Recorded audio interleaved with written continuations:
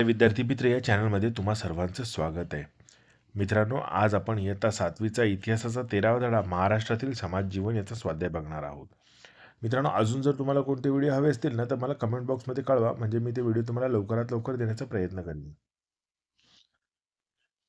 तर इथे बघा, प्रश्न 1, कोण ते लिहा. ओके, तर काळीत काम करणारा, त्याचं उत्तर आहे शेतकरी. गावचा महसूल सांभाळणारा हा कुलकर्णी होता. वतन धारण करणारा वतनदार आणि गावाचे संरक्षण करणारा पाटील. ओके, चला पुढचा प्रश्न बघू आपण. समाजात कोणकोणत्या अनिष्ट चालीरीती प्रचलित आहेत त्या दूर करण्यासाठी उपाययोजना सुचवा.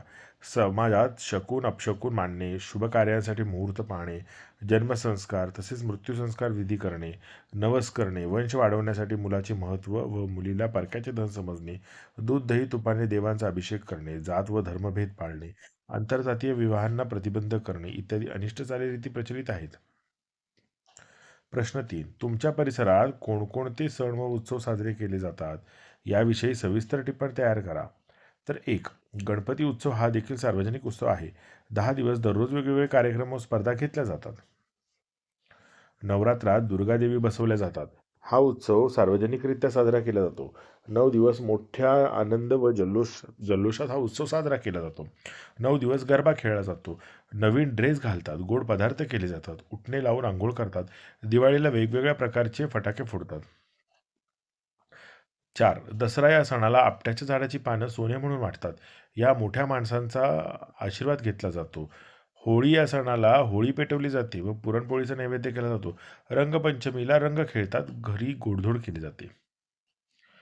पोळ्याला बैलांची पूजा केली जाते, बैलांना सजवले जाते, सजवलेले अनेक बैल एकत्र आणून हा सण साजरा केला जातो. यात्रा भरते, वर्षभर बैल आपल्यासाठी राबतात, त्याच्यामुळे शेत पिकते, त्याची कृतज्ञता व्यक्त करण्यासाठीच खऱ्या अर्थाने बैलपोळा हा सण साजरा केला जातो. खालील मुद्द्यांच्या आधारे शिवकालीन समाजजीवन व सध्याचे समाजजीवन याची तुलना करा. व्यवहार, तो वस्तू विनिमय पद्धत होती शिवकालीन समाजात, तर चलनी नाण्यात व्यवहार होतात आत्ताच्या समाज जीवनात. घरे साधी माती विटांची असत, आता पक्की बांधलेली सिमेंट कॉन्क्रीटची अनेक मजली घरे असतात. दळणवळण, बैलगाडी, होडी, गाढव, घोडी अशा पद्धतीने दळणवळण असायचं. आता बस, रेल्वे, विमाने, जहाजे असतात. मनोरंजनासाठी युद्धकला व विविध खेळ हेच मनोरंजनाचे साधन होते. तर आता ग्रंथ, cinema, T V, radio, mobile mobile फार महत्त्वाचे आहे. लिपी, मोडी लिपी असायची तेव्हा, आता देवनागरी लिपी असते. उपक्रम, आपल्या देशातील कर्तृत्ववान स्त्रियांविषयी माहिती मिळवून त्यांचे वर्गात वाचन करा. उदाहरणार्थ पी.व्ही. सिंधू, साक्षी मलिक इत्यादी.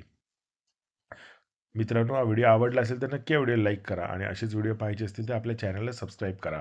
आणि पुढचा व्हिडिओ कोणता हवा आहे ना, ते मला कमेंट बॉक्समध्ये कळवा, म्हणजे मी तो लवकरात लवकर करण्याचा प्रयत्न करतो.